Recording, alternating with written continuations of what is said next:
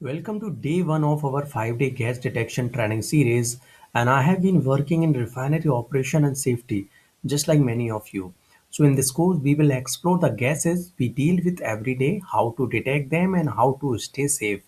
So, today we start with the basic understanding the hazardous gases around us and why detection is not just important, it's life saving. So, this is our first day course overview where we will talk about why gas detection matter in which in 3 point we will talk about and also some common hazardous gases in refineries. We will also talk about all of them and gas properties. Also we will know what is the toxicity, what is the flammability, LEL, TWASTL. These are also very important when you are working oil and gas sector.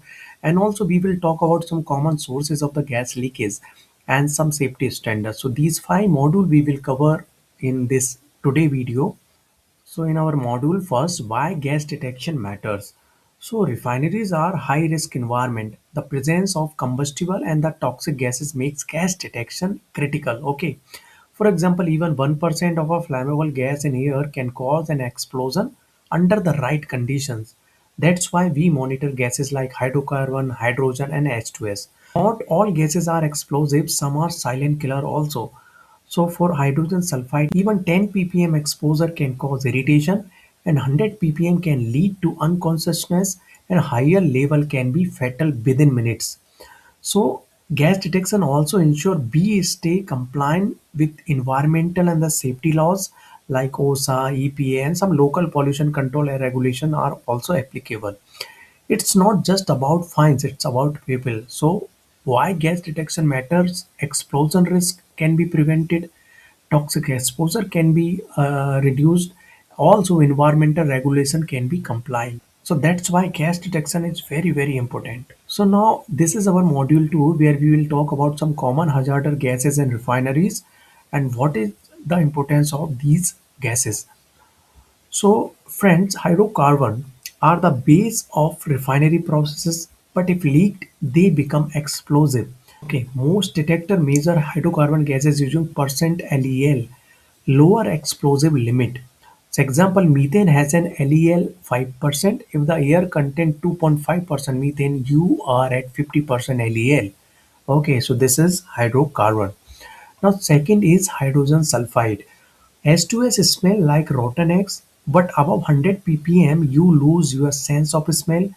That's why detector are essential. Friends, OSHA limit 20 ppm ceiling. What is the OSHA and what is the ceiling limit? We will talk about in our next module. ACGIH TVA 1 ppm, STL 5 ppm, 15-minute exposure. So the small flange leak in S2S line can cause 1000 plus ppm in a confined space, fatal under 2 minutes. So this is the importance of the hydrogen sulfide gas detection in oil and gas sector. Now coming to our next gas, which is carbon monoxide.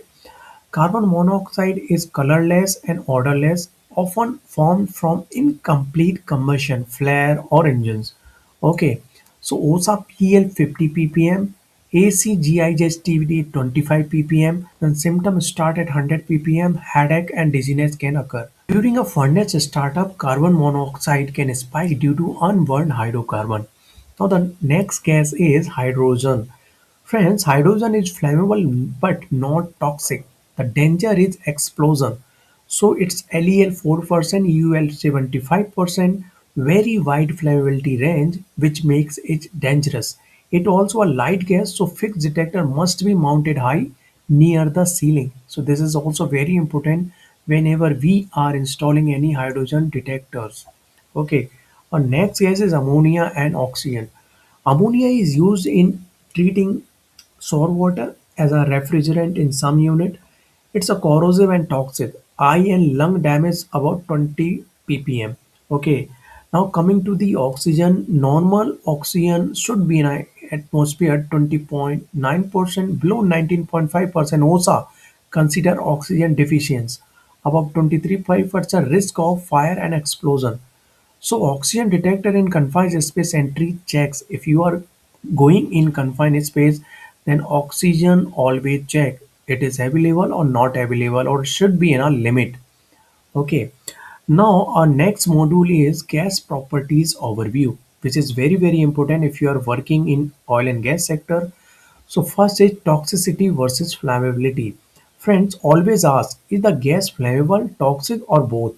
Example S2S is both flammable and highly toxic. Hydrocarbon gases like propane are flammable but not toxic. So this is the toxicity and the flammability. Now the next point is LEL and UEL, lower and upper explosive limit. The LEL is the minimum concentration in the air that it can ignite. Okay. And the UEL is the maximum limit above that there is not enough oxygen to support combustion. So methane LEL 5%, UL 15%. So methane is flammable only 5 to 15% concentration in air. Below 15 is not flammable. Above 15% is not flammable. So this is very very important properties of gas. Next property is TWA and STL and PEL. So these are exposure limit used for toxic gases. Okay. TW time weighted average. Average exposure over 8 hours. What is the average exposure over 8 hours? Which is permissible. STEL short term exposure limit. Max for 15 minutes how much gas can be taken. PEL permissible exposure limit, OSHA's legal limit, it is given. Okay, so for example, carbon monoxide TWA 25 ppm means average exposure over 8 hour 25 ppm can get. S2S STEL 5 ppm means max for 15 minutes you can get 5 ppm. It is safe. Okay, so detector often alarm at these preset limit means the detectors can be configured alarm in DCS or PLC or SCADA where they will trigger alarm and they will say you key S2S and carbon monoxide is releasing above its set point. So this is also very important. Now the next module is sources of gas leak in refineries. So where do gases leak from? It's not always obvious. Common sources are pump seal, pump glands, flanges and joints, tank vent, compressor packing. A leakage valve stem in an amine unit release S2S detected at 50 ppm just under the alarm limit. Without continuous monitoring, this would have gone unnoticed. So that's why the gas detection is very very important.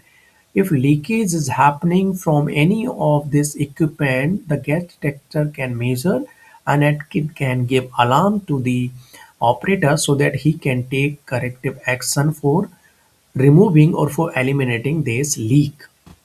Now the next our segment or module is safety standard overview. Friends, multiple organization guard our safety limits. Okay. OSHA workplace safety. Okay. ACGIH health wage exposure limit. Okay. It gives health wage exposure limit. It gives workplace safety. NFPA is fire protection code. API standard for petroleum industries. So your gas detector are set to these limits and exceeding them should trigger action. Safety is not just about equipment, it's about awareness, training and using the right standard every day. Let's wrap up day first. You have learned why gas detection is vital, what gases are commonly found in refineries, and what their dangers are. Tomorrow we will dive into how gas detector work, covering the sensor types, detection technologies. If you found this helpful, don't forget to like, subscribe, and comment